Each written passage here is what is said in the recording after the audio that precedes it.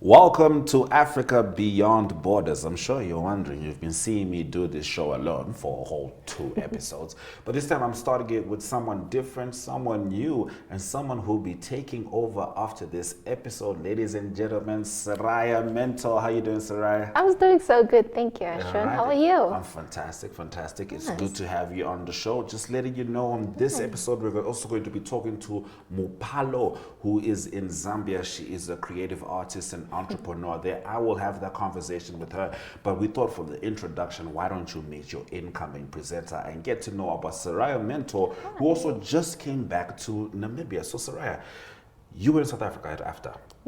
Yes. What were you studying?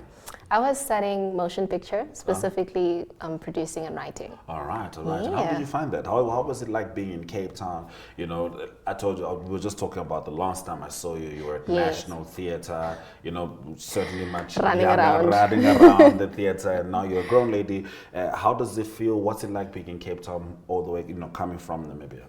Well, you know, I actually studied in Gqeberha, formerly known as Port Elizabeth. Yeah. And so what you say again? Gqeberha. I Yes, Yeah. PE. Yeah. They call it GQ now. Oh, GQ, okay. Yeah, all right. it was, I love the ocean. So that was like, okay, except AFDA was amazing. The ocean was also like a bonus. All right. It was amazing. It was such a great experience. I had so much fun. So much. And you're beyond just, you know, screen producing and writing. Yeah. You're a performer yourself. Yes. Yes. Tell us about your craft. I believe it's dancing. Yes, I'm a professional dancer. I've been dancing for over a decade. All right. And going to South Africa, I got my qualifications here in ballet. All right. In Namibia. Oh, Yeah. You got ballet. I just got breakdancing. That's just all That's I know. cool though. That's cool. I get like, as ballerinas, when it comes to like learning hip hop and like stuff, you're just like, oh, what is that? All right, because it's so structured. Yeah, it's so technique. structured. It's everything is to the T. But going to South Africa, they have a bigger dance industry there. So I was also professionally dancing like almost every month. You're working on productions for like 6 months, 3 months. I'm constantly, so if I'm not on a film set, I'm like on a theater, just rehearsing. And it was such a great experience because I was not sleeping, but I was like tired from doing what I love. I hear you. Yeah. What was it like being a Namibian in South Africa, just like in that society? Oh man, weirdly enough, people don't speak Afrikaans there, or like black people. Yeah. Or like specifically in PE, Yes. not a lot of people embrace Afrikaans, like the black community. So I felt like, okay, I'm the Xhosa community now. right. Like, how do I embrace that? But I also miss my Afrikaans roots, and I'm also like Portuguese from my dad's side. Oh, okay. So I was, Yes. So just like the lingo, getting Yes. used to that was fun. All right. And my foreign friends, they would just embrace me so well. Isn't that interesting though, that when you go to a foreign nation, you tend to now connect with a whole lot of diasporan people from different, any friends from countries that I might not expect? Well, all of them were from South Africa, Okay. but you have different cultures. So like Islam, Indian, Afrikaans. Yes. I have a friend from Kenya as well, Yes. and Mozambique. So And as an artist, like you kind of have to, you know, you can't grow your art without interacting with as you know many diverse people as possible. Yeah. Do you feel like those interactions were part of how your artistry grew while you were in South Africa? yes, because you were saying how the different people helps my art. Yes. That definitely did. It because definitely even like I'm also a choreographer. Okay, girl. And I got to okay, girl. I got to choreograph quite a few productions as well. So in that process, I learned about researching cultures and stuff like Yes. that. And they do much more like American Broadway type of shows as well. Yes. So you have to research cultures and costumes. That's an and interesting it's thing. so Because you know, a intricate. lot of people don't know that art has a lot of research. Yes. A lot of people think that, like artists, we just sit down Oh my gosh. with our toys and we have an idea, Yeah. and then we just go to stage and it goes. But there's a lot of research, especially when you're reflecting cultures, when you're reflecting different kinds of people. I think that's very fascinating. So at AFDA, do you feel like you found that experience fulfilling? Like if you could sum it all up, would you say this was a fulfilling experience that I'll do again? Of course, not having your repeated degree, but you know that you'll do again. Is it like that for you? Yes. After it's like gold to me, Yeah. getting there, because I just wanted to be on a film set, on Yes. film school. So their reputation, like this is a school that has Emmy nominations, Oscar Absolutely. wins. It's like the elite. Yes, 100%. So to be there was like amazing because Yeah. I got like a bursary that paid almost everything for me. Yes. And getting that opportunity, I must say that I graduated valedictorian and cum laude as well. So that was interesting. This was interesting. Yeah. Africa Beyond Borders is probably the only show, it's definitely the only show in Namibia that has had 2 valedictorian cum laude Wow. graduates from Namibia in South Africa. 2 episodes away from each other. Our first episode was with Anne Hambuda. She also yes. graduated cum laude at AFDA, and now it's you. Second episode was my beautiful sister, who I love very much, who I expect to graduate cum laude in Poland, but that's not the point. I think that's fantastic because it's also showing that Namibians in that space, you guys are doing well. Yeah. You're flying the flag high. It's one Yeah. thing to go there and to do a degree, it's another thing to graduate top of the class. How Yes. does that feel? Oh, I wasn't actually aiming to be the best. Yeah. I was just having fun. You were just having fun, Yes. right? But you were committed to what you were Yeah, doing. it's you have to love it. Like Yes. we had school 9 to 5. I loved every second of it. And what thing about after they bring out outside people, so you Yes. sit with producers that produce big films like Spud. Is Spud? Spud, yes. Yes. I can't think, but there's so many other more Yes. producers that you sit with, writers that you sit with. Yes. It's such a great platform. All right, Yeah. no, that's really awesome. And now we're bringing you on to Africa Beyond Borders. Yeah. You're going to be the presenter of the show. I go in the background, happily so. And part of the reason I thought that would be fantastic is I see that you find it quite easy to connect with a wide range of people. You know, are you excited to now be, talking to people across the world and just, bringing their experiences to the viewers? Yes, Yeah. I'm very, very excited because one thing that stood out for me as a kid was dreaming Yes. and seeing someone else who comes from the same background as you. All right. So for me to just be a vessel in that, to allow people to see what other people are doing, Yes. that idea of dreaming, I love to play a part of it. Oh, that's awesome. She loves to play a part in the dream. I'm going to take over now for the last time and have a conversation with Mupalo in Zambia. And as of next week, it's going to be Seraya Mentor taking Africa Beyond Borders.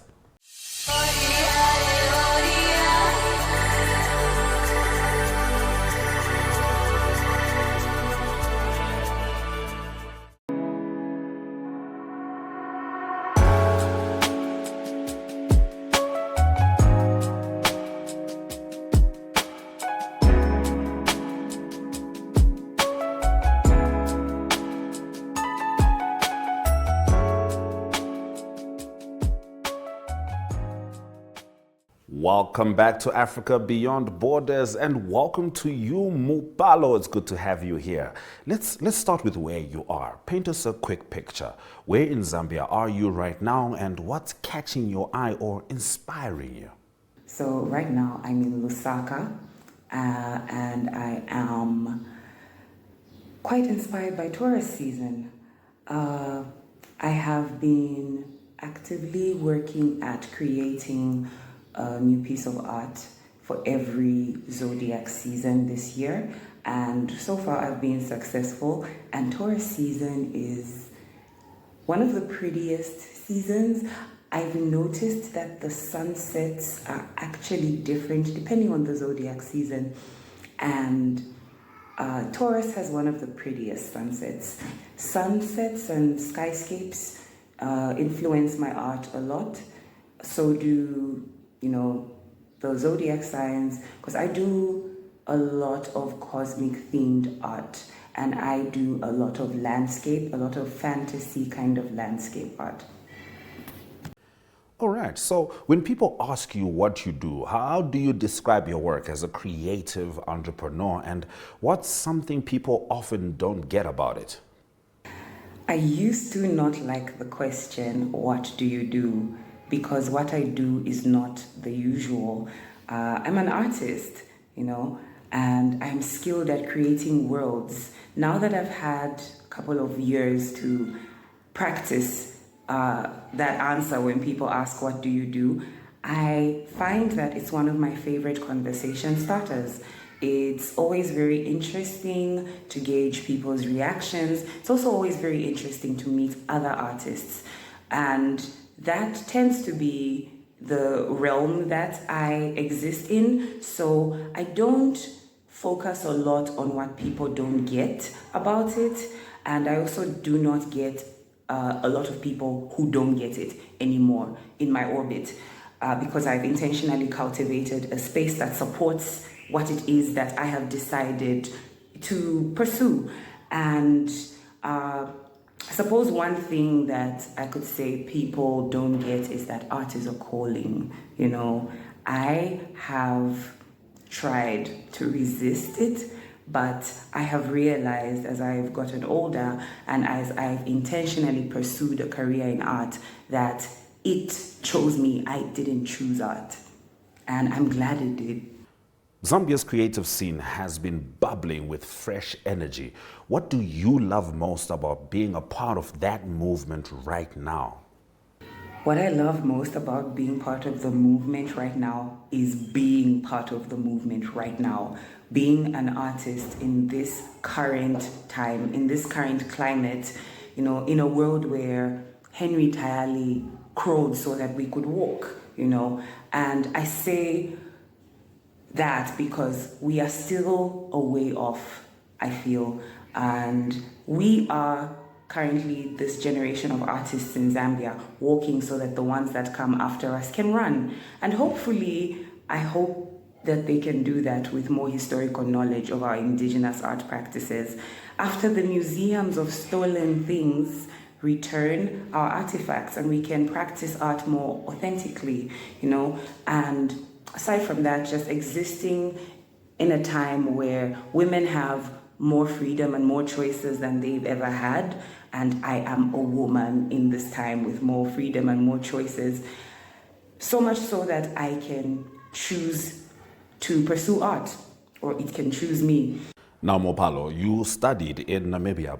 How would you compare the creative energy in Namibia with what you've experienced back home in Zambia? Any standout differences or unexpected similarities? Yes, I did study in Namibia, and I do recognize some stark differences between the Namibian art scene and the Zambian art scene in terms of the creative energy.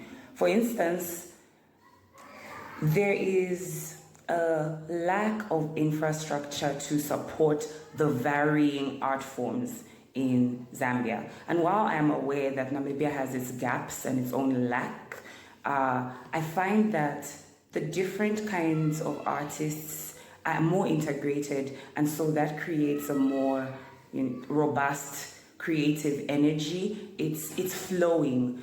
Different artists practicing different kinds of arts interact more often, I feel, in the Namibian art space and are constantly fueling each other's energy. And I feel the gap in that regard in Zambia, where I find that, you know, certain art forms are focused on more than others. So you tend to find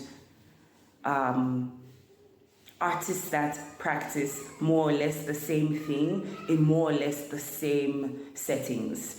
And that for me, I find has kind of killed the flow of creative energy in the Zambian, you know, art scene compared to the Namibian art scene. And the similarity I found between the two places is that artist archetypes are similar, which is quite interesting. You know, an artist is an artist wherever they are, and they are recognizable, you know, from their style to their demeanor, to their hair, to the way they talk sometimes, you know.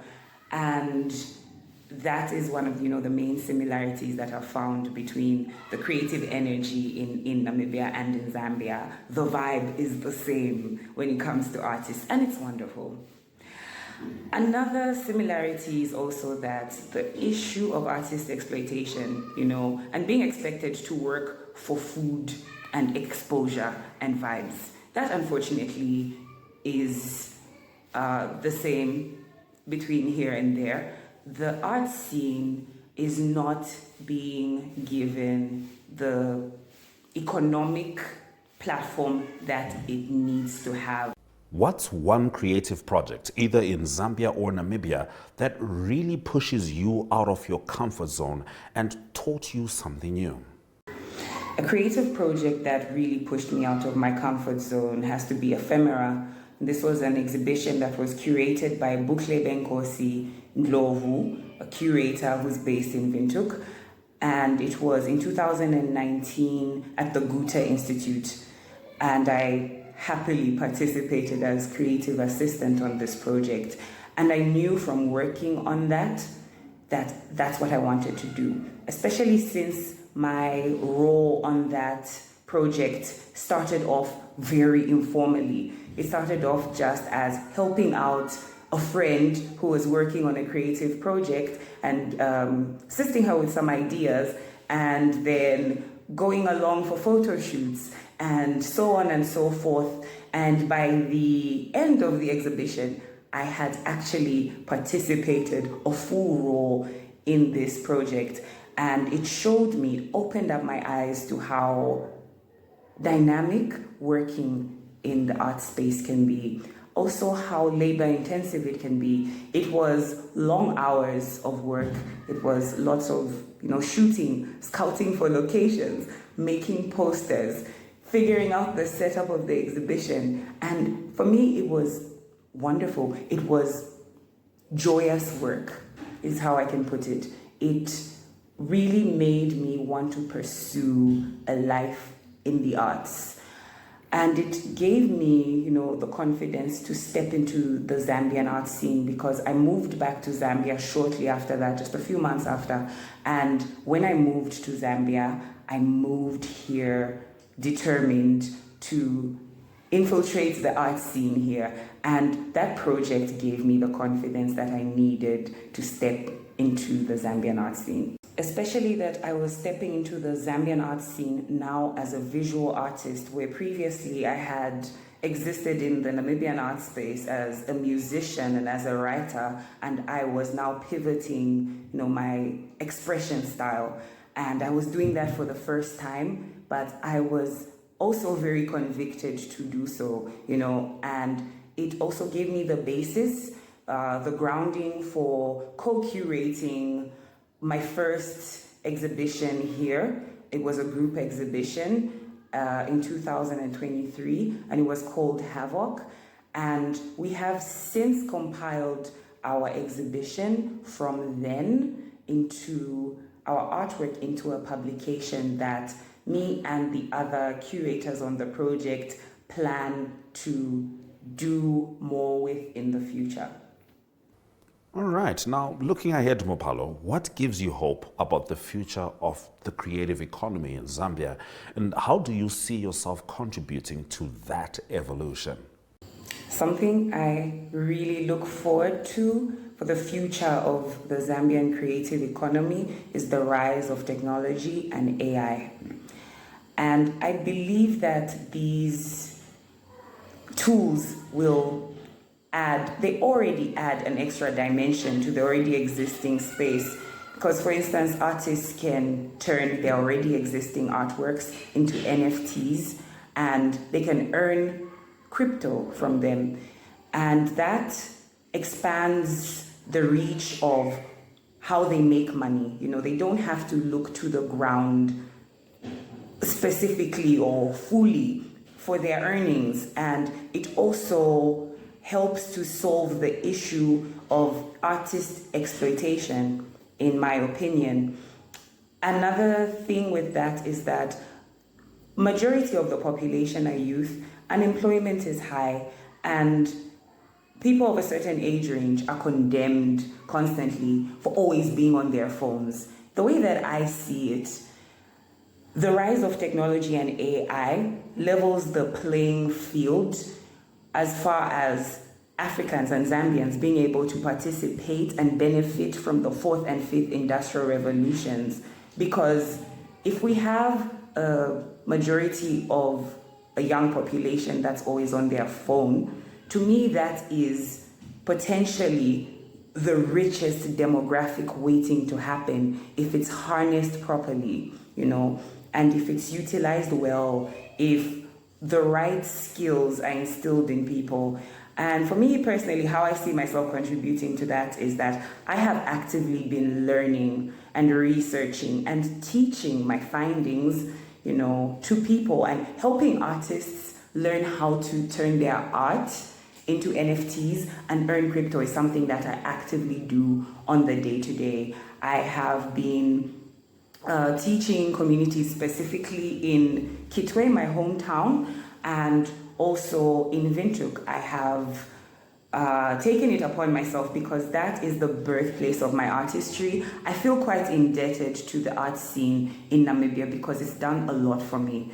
And I would like to, my way of giving back, I would like to give back by helping more and more artists learn how to put their art on the blockchain and earn through, crypto. So the way that I see it, the young demographic, the youth demographic, the people that are constantly on their phones and always being condemned for it, the way that I see that, if you merge that skill with the current, industrial revolution going, the fourth and fifth wave are very technologically based. And if we have a whole demographic of people who are a majority of the population constantly using technology, the way that I see it is that they are the richest demographic waiting to happen, because they are tools, opportunities, countless amounts of support, education available on the Web3 space, for instance. And that is something that I actively pursue with helping young people specifically turn their art into NFTs so that they can earn crypto from it.